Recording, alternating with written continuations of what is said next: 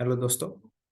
So we are starting with the amendments related to documents, which specifically include tax invoice, credit note, debit note, and e-way bill. तो इसमें भी most of the amendments have been discussed by us during the class session. Those are included in your notes by way of either the provision itself, means the main content itself, or by way of update referencer at the end. If it is not, this will act as a discussion session, or if it is already discussed, as a revision session. So first point is that e-invoicing is mandatory for turnover greater than 10 crores. This turnover is aggregate turnover, number one, और ये किसी भी साल का हो सकता है, 17-18 से लेके करंट ईयर तक, करंट पीरियड तक. तो ये अक्टूबर 2020 से चेंज हो गया है. Earlier this limit was 500 crore. 500 से करोड़ से कम होते होते ये लिमिट आज 10 करोड़ तक आ गई है. Their ultimate aim is to take it and apply to entire entirely to all the taxpayers slowly, but it has been done in a phased manner. Initially 500, फिर 100 crores, 50 crores, 10 crores ऐसे करके. तो now the limit has become 10 crores. उसके बाद government department and local authority exempted from e-invoices. So earlier this was the list which was given as exempted categories which do not require mandatory e-invoicing. So these were exempted category. तो 1 जून 2021 से government department and local authority also have been exempted from the mandatory requirement of e-invoicing. अभी इनका turnover भले 10 करोड़ के ऊपर है, इनको invoicing applicable नहीं होगा, बट हाँ एक चीज इनको एप्लीकेबल होगी. इनको एक डिक्लेरेशन लिखना है.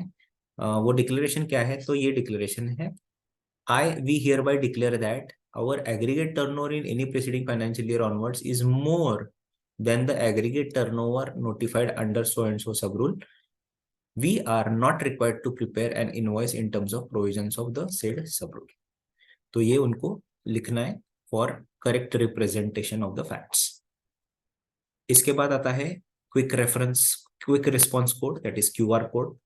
तो जैसे B2 1st December 2020 से all B2C invoices issued by a registered person whose aggregate turnover is exceeding 500 crores for any of the financial year from 17-18 से लेके आज तक mandatorily required to issue dynamic QR code.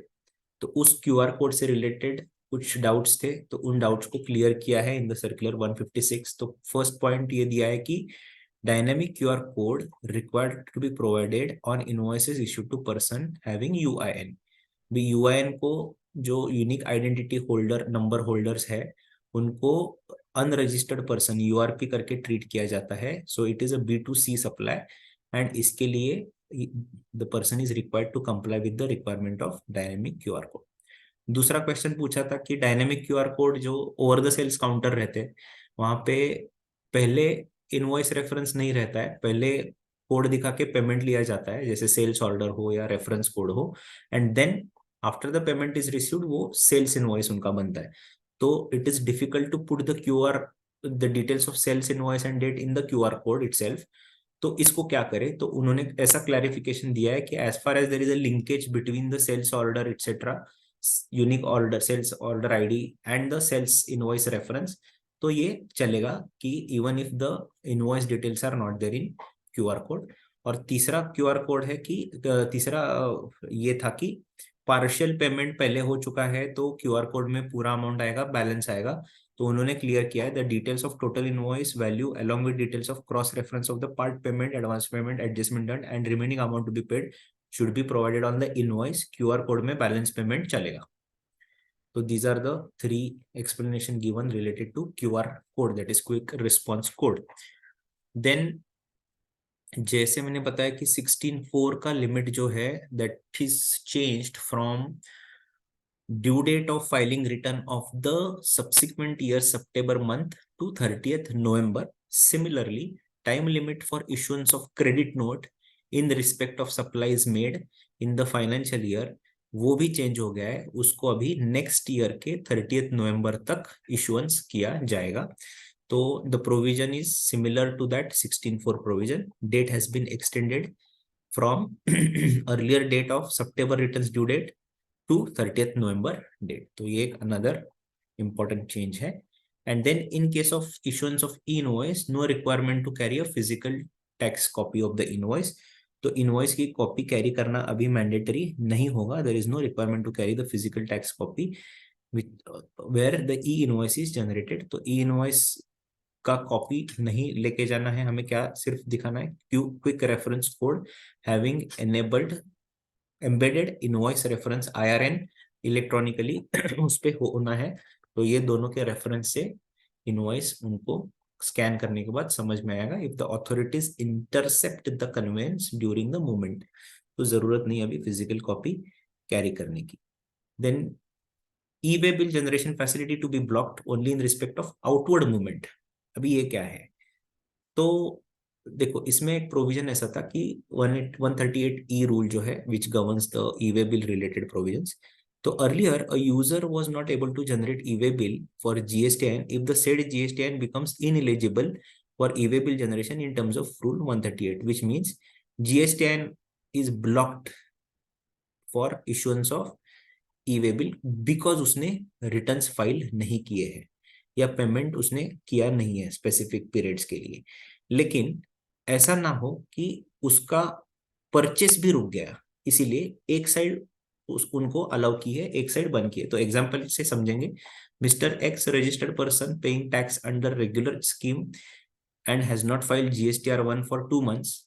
Mr. B, Haryana, a regular return filer, wants to generate an e-way bill for goods to be supplied to Mr. A. अभी ये Mr. A का जो है वो डिफॉल्ट है, तो default के लिए उसका ई-वे बिल फैसिलिटी ब्लॉक की है. तो अर्लियर रूल के हिसाब से ना वो इशू कर पाएगा ई-वे बिल, ना उस पे कोई सप्लाई कर रहा है तो इशू कर पाएगा.